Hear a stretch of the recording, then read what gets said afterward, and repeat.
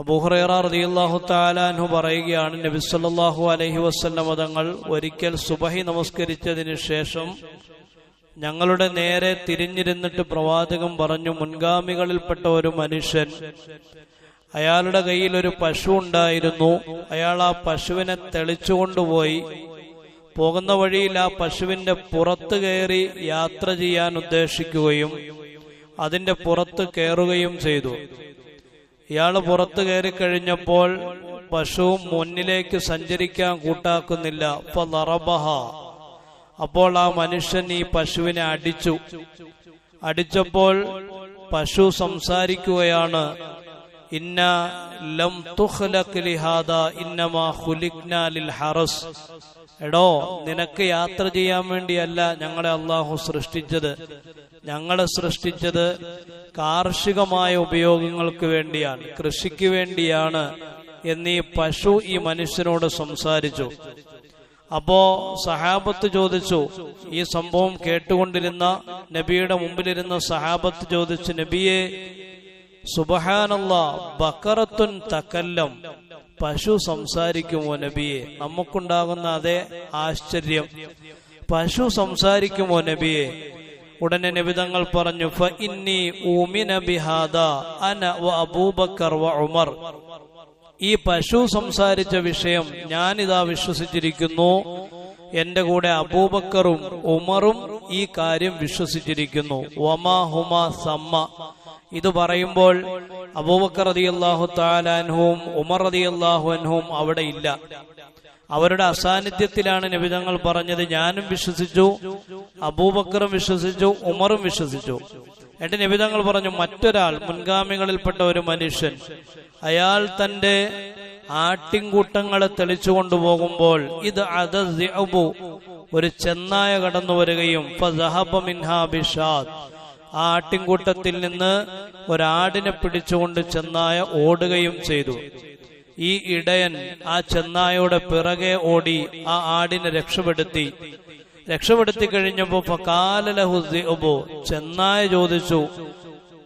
ചെന്നായ ഈ ഇടയനോട് ചോദിച്ചു, ഞാനല്ലാത്ത മറ്റൊരു സൃഷ്ടി മാത്രമുള്ള ഒരു സമയത്ത്, നീയില്ല, ഞാൻ മാത്രമേ ഉള്ളൂ, അങ്ങനെയുള്ള ഒരു സമയത്ത് ഈ ആടുകൾക്ക് ഇങ്ങനെ ഒരു ദുരന്തമുണ്ടായാൽ ആരാണ് ആടുകളെ രക്ഷപ്പെടുത്തുക?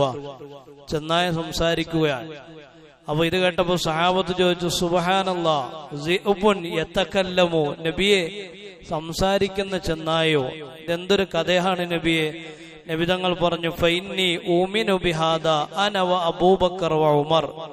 ഈ സംഭവത്തിൽ ഞാനും അബൂബക്കറും ഉമറും ഈ സംഭവം വിശ്വസിച്ചിരിക്കുന്നു എന്ന് സയ്യിദുനാ റസൂലുള്ളാഹി സ്വല്ലല്ലാഹു അലൈഹി വസല്ലം. ഇത് ഇമാം ബുഖാരി റഹ്മത്തുള്ളാഹി തആല അലൈഹി റിപ്പോർട്ട് ചെയ്യുന്ന സംഭവമാണ്.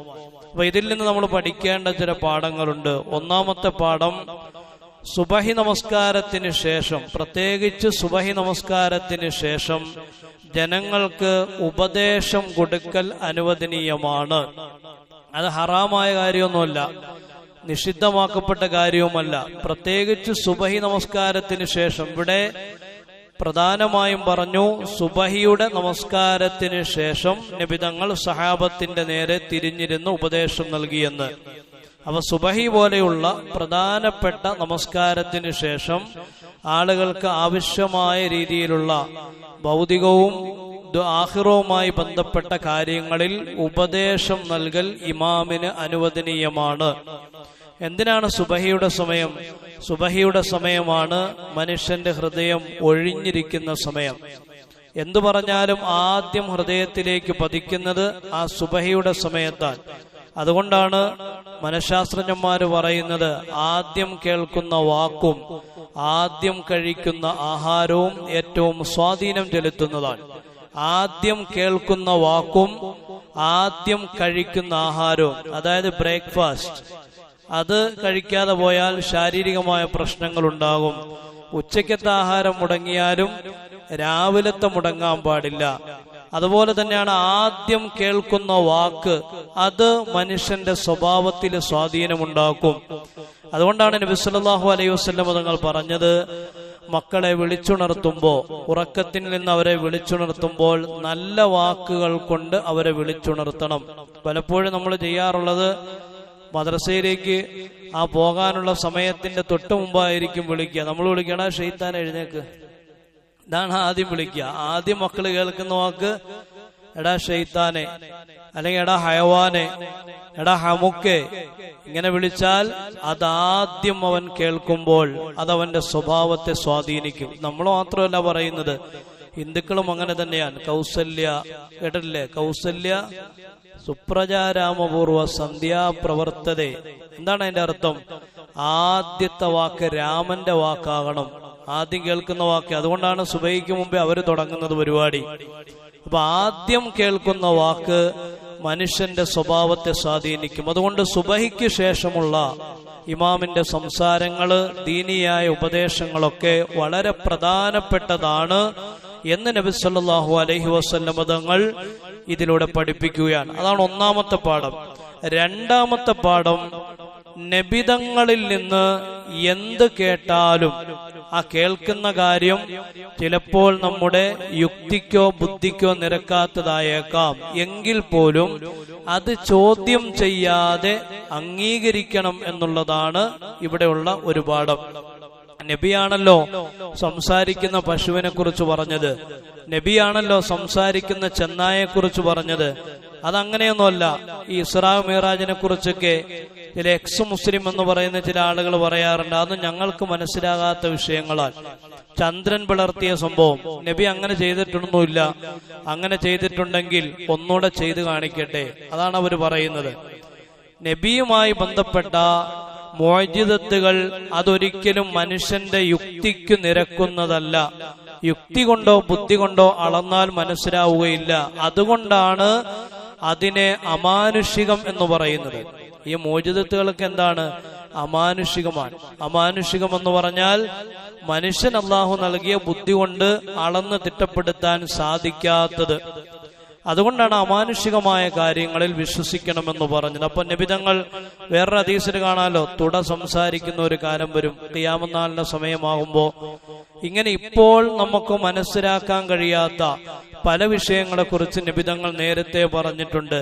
അത് എന്താണ് എന്ന് കണ്ടുപിടിക്കപ്പെടുന്നതിന് മുമ്പ് തന്നെ ഇതെന്റെ റസൂല് പറഞ്ഞതാണ്, എന്റെ മുത്തു പറഞ്ഞതാണ് എന്ന് വിശ്വസിക്കലാണ് ഒരു മുഅ്മിനായ മനുഷ്യന്റെ കടമ. അതാണ് ഈ ചരിത്രം നൽകുന്ന മറ്റൊരു പാഠം.